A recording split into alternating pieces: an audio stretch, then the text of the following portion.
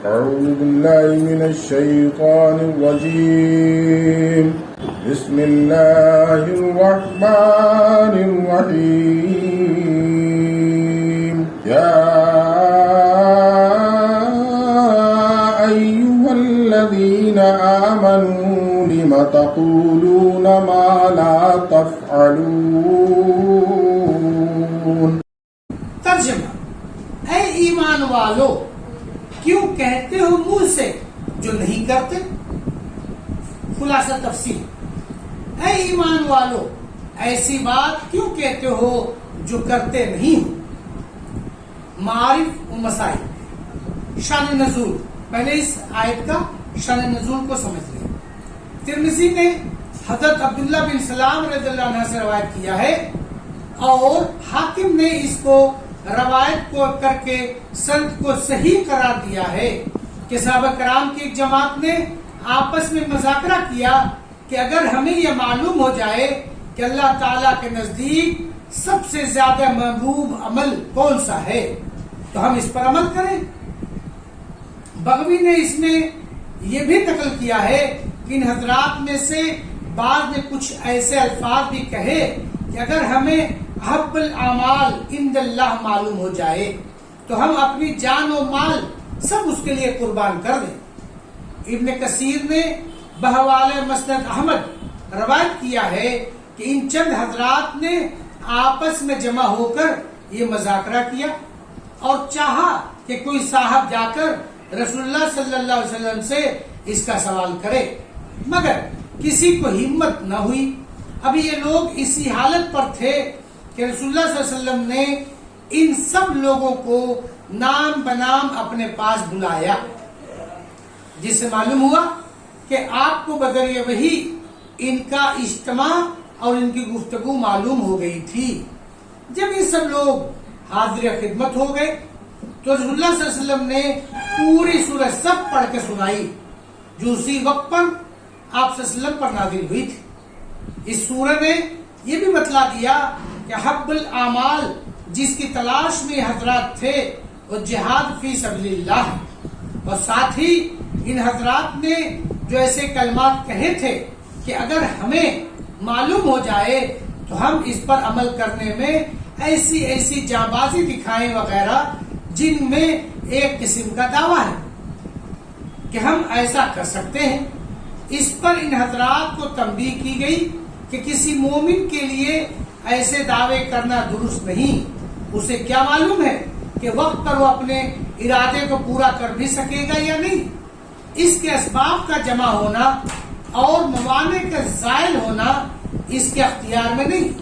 پھر خود اس کے دست و بازو اور اعضاء و جوارح بلکہ قلبی عزم و ارادہ، ان میں سے کوئی چیز بھی بالکل لیا اس کے قبضے میں نہیں. اسی لیے خود رسول اللہ صلی اللہ علیہ وسلم کو بھی قرآن کریم میں یہ تلقین کی گئی ہے کہ جو کام آپ صلی اللہ علیہ وسلم کو آئندہ کل میں کرنا ہو، اگر اس کو بیان کرنا ہے تو انشاءاللہ کہ قید کے ساتھ بیان کرو کہ اگر اللہ نے چاہا تو میں کل فلاں کام کروں گا. صحابہ کرام کی نیت وہ کثرت خواہ دعوے کا نہ ہو مگر صورت دعویٰ کی تھی. وہ اللہ کے نزدیک پسند نہیں کہ کوئی شخص کسی کام کے کرنے کا دعویٰ کرے بجز اس کے کہ اس کو اللہ کی مشیت کے حوالے کرے اور انشاءاللہ کے ساتھ کہے. اس تنبیہ کے لیے یہ آیت نازل ہوئی. مالا تفعلون کے ظاہری معنی تو یہ ہے کہ جو کام تمہیں کرنا نہیں ہے اس کا دعویٰ کیوں کرتے ہو، جس سے ایسے کام کے دعوے کی ممانعت ہوئے گئی جس کو کرنے کا عزم و ارادہ ہی انسان کے دل میں نہ ہو، کیونکہ یہ تو محض ایک جھوٹا دعویٰ ہے. نام و نمود وغیرہ کے لیے ہو سکتا ہے مگر ظاہر ہے کہ شان نزول میں واقع میں جن صحابہ نے مذاکرہ کیا وہ ایسے نہ تھے کہ دل میں کچھ کرنے کا ارادہ ہی نہ ہو اور دعویٰ کریں. اس لیے اس کے مفہوم میں یہ بھی شامل ہے اگرچہ دل میں عزم و ارادہ کام کرنے کا ہو پھر بھی اپنے نفس پر بھروسہ کر کے دعویٰ کرنا کہ ہم فلاں کام کریں گے نشان ابدیت کے خلاف ہے. اول تو اس کے کہنے کی ہی کیا ضرورت ہے، جبکہ موقع ملے کر گزرنا چاہیے. اور کسی مسئلے سے کہنا بھی پڑے تو اس کو انشاءاللہ کے ساتھ مقید کر دے تو پھر وہ دعویٰ نہیں رہے گا. مثلا اس سے معلوم ہوا کہ ایسے کام کا دعویٰ کرنا جس کے کرنے کی ارادہ ہی نہ ہو اور اس کو کرنا ہی نہ ہو تو گناہ کبیرہ اور اللہ کی سخت ناراضگی کا سبب ہے. اور جہاں یہ صورت نہ ہو بلکہ ارادہ کرنے کا ہو وہاں بھی اپنی قوت و قدرت پر بھروسہ کر کے دعویٰ کرنا ممنوع و مکروہ ہے. دعویٰ اور دعوت میں فرق. مذکورہ تفسیر سے معلوم ہو گیا کہ ان آیات کا تعلق دعوے سے ہے کہ جو کام آدمی کو کرنا نہیں ہے اس کا دعویٰ کرنا اللہ تعالیٰ کی ناراضی کا سبب ہے. رہا معاملہ دعوت و تبلیغ اور واعظ و نصیحت کا کہ جو کام آدمی خود نہیں کرتا اس کی نصیحت دوسروں کو کرے اور اس کی طرف دوسرے مسلمانوں کو دعوت دے، وہ اس آیت کے مفہوم میں تو شامل نہیں. اس کے احکام دوسری آیات اور احادیث میں مذکور ہیں.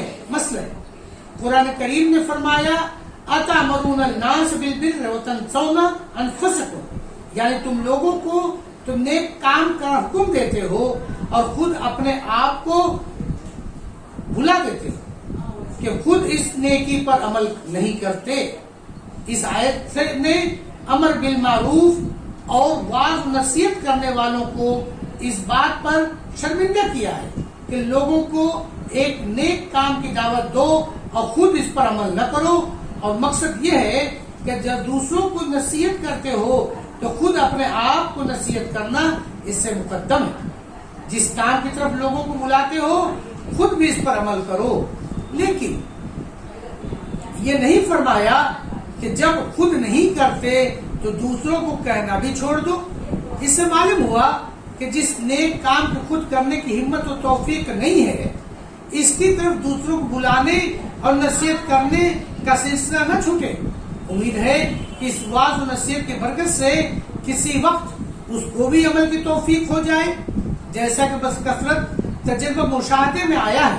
البتہ اگر وہ عمل واجب یا سنت موقدہ کے درجے میں ہو تو آیات مذکورہ پر نظر کر کے اپنے نفس میں نادم و شرمندہ ہونے کا سلسلہ جاری رکھنا بھی واجب ہے. اور اگر مستحبات کے متعلق ہے تو یہ سلسلہ ندامت بھی مستحب ہے. وآخر دعوانا ان الحمدللہ رب العالمین. السلام علیکم ورحمۃ اللہ وبرکاتہ. Subscribe now and press the bell icon. Never miss an update.